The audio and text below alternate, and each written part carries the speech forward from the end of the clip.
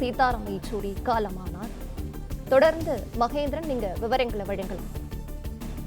Marxist communist கட்சியின் தேசிய பொதுச் செயலாளர் சீதாராம் யெச்சூரி காலமாக இருக்கிறார். அவருக்கு தொடர்ந்து பல்வேறு அரசியல் கட்சி தலைவர்களும் தங்களது இரங்கலை தெரிவித்து வருகின்றனர். அந்த வகையில் மக்களவை எதிர்க்கட்சித் தலைவர் ராகுல் காந்தி தனது இரங்கலை தெரிவித்திருக்கிறார். அந்த இரங்கல் குறிப்பில் சீதாராம் யெச்சூரி தனது மிகச்சிறந்த நண்பர் என்றும் அவரது இழப்பு ஈடு செய்ய முடியாதது என்றும் குறிப்பிட்டிருக்கிறார். மேலும் அவரது தொடர்ச்சியான அவருடனான அந்த உரையாடல்களை மிகவும் மிஸ் செய்வதாகவும், தொடர்ந்து இந்த பல்வேறு டிஸ்கஷன் அவருடன் உரையாடல் நிகழ்ச்சியானது ஈடுபட்டிருந்ததாகவும் அதனை தற்பொழுது அவர் குறிப்பிட்டிருக்கிறார் தனது இரங்கல் குறிப்பில். மேலும் அவரது குடும்பம் மற்றும் குடும்பத்தினருக்கு ஆழ்ந்த இரங்கலையும் தெரிவித்துக் கொள்வதாகவும் தனது இரங்கல் குறிப்பில் தெரிவித்திருக்கிறார். மேலும் இந்த சீதாராம் யெச்சூரியை பொறுத்தவரை அவர் தொடர்ந்து பல்வேறு அரசியல் கட்சி தலைவர்களாலும் பாராட்ட பெற்றவர். எதிர்க்கட்சி தலைவர்களில் முக்கியமான எதிர்க்கட்சி தலைவராக தற்பொழுது திகழ்ந்து வந்த நிலையில் தற்பொழுது சிகிச்சை பலனின்றி உயிரிழந்திருக்கிறார். 1952ஆம் ஆண்டு பிறந்த சீதாராம் யெச்சூரி தனது 72வது வயதில் வயது மூப்பின் காரணமாகவும் நெஞ்சுவலி மற்றும் நுரையீரல் தொற்று காரணமாகவும் தீவிர சிகிச்சை பெற்று வந்த நிலையில் தற்பொழுது உயிரிழந்திருக்கிறார். சென்னையில் பிறந்து ஆந்திராவில் வளர்ந்து டெல்லியில் அரசியல் செய்தவர் என்ற நிலையில் தற்பொழுது அவருக்கு பல்வேறு மொழிகளையும் அறிந்தவர். இந்த இடதுசாரி சிந்தனையில் தீவிரமாக மாணவர் பருவத்திலிருந்தே செயல்பட்டவர். குறிப்பாக எஸ்எஃப்ஐ என்று சொல்லக்கூடிய மாணவர் ஃபெடரேஷன் ஆஃப் இந்தியா மாணவர் கூட்டமைப்பில் தனது இளம் வயதிலேயே மாணவர் பருவத்திலேயே தீவிரமாக செயலில் ஈடுபட்டவர். தற்பொழுது அவர்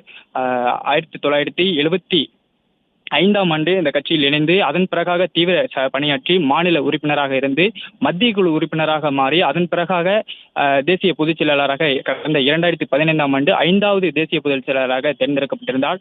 தொடர்ந்து 2015ஆம் ஆண்டு தேர்ந்தெடுக்கப்பட்ட சீதாராம் யெச்சூரி அவரது தீவிர செயல்பாட்டின் காரணமாக 2018ஆம் ஆண்டு நடைபெற்ற மாநாட்டிலும் அவரே கட்சியின் தேசிய பொதுச் செயலாளராக மீண்டும் 2வது முறையாக தேர்ந்தெடுக்கப்பட்டார். அது மட்டுமின்றி 2022ஆம் ஆண்டு நடைபெற்ற மாநாட்டிலும் தொடர்ந்து 3வது முறையாக அவரது பணிகளை பாராட்டி கட்சி நிர்வாகிகள் அவரது 3வது வாய்ப்பும் வழங்கப்பட்டது. 3வது முறையாக கட்சியின் தேசிய பொதுச் செயலாளராக தேர்ந்தெடுக்கப்பட்டிருந்தார்.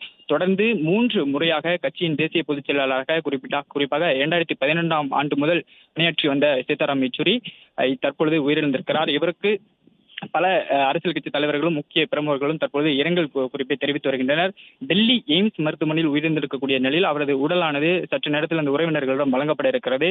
இதன் பிறகாக அவர் எங்கு அடக்கம் செய்யப்படுவார், அவரது இறுதி சடங்குகள் எந்த மாதிரியே நடைபெறும், இறுதி சடங்குக்கான ஏற்பாடுகள் உள்ளிட்ட பல்வேறு நிகழ்வுகளும் நடைபெற இருக்கக்கூடிய சூழ்நிலையில் அதனை கட்சி அதிகாரப்பூர்வமாக அறிவிக்கும் என்று தெரிவிக்கப்பட்டிருக்கிறது.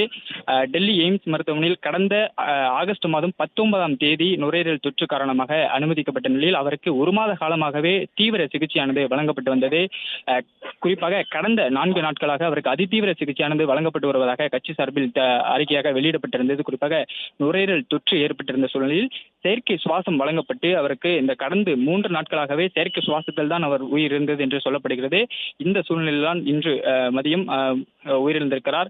கடந்த 3 நாட்களாக அதிதீவிர சிகிச்சை பிரிவில் ஐசியூ என்று சொல்லக்கூடிய அதிதீவிர சிகிச்சை பிரிவில் அவருக்கு செயற்கை சுவாசத்துடன் சிகிச்சை அளிக்கப்பட்டு வந்த நிலையில் சிகிச்சை பலனின்றி உயிரிழந்திருக்கிறார்.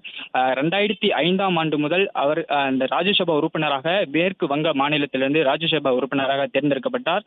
2005 முதல் 2017 வரை இந்த மாநிலங்களவையில் பல்வேறு தீர்மானங்களையும் அவர் கொண்டு வந்திருக்கிறார். 2005 முதல் 2017 வரை அவர் ராஜ்யசபா உறுப்பினராக பணியாற்றியிருக்கிறார். அதன் பிறகாக அந்த பொறுப்புகளில் இருந்து விலகிய சீதாராம் யெச்சூரி கட்சியின் பணிகளை மட்டுமே தீவிரப்படுத்தி அந்த கட்சியின் பணிகளை மட்டுமே தீவிரமாக செய்து வந்தார். 2017க்கு பிறகாக கட்சியின் சார்பாக நலன் கருதியும் கட்சியின் சார்பாக எந்த ஒரு முக்கியமான தீர்மானங்கள் கொண்டு வரப்பட்டாலும் சரி, அறிக்கையாக இருந்தாலும் சரி, அவர் கட்சியின் சார்பாகவே நடவடிக்கைகளை மேற்கொண்டிருந்தார். 2017 வரை மட்டுமே இந்த ராஜ்யசபா உறுப்பினராக அவர் பதவி வகித்திருந்தார்.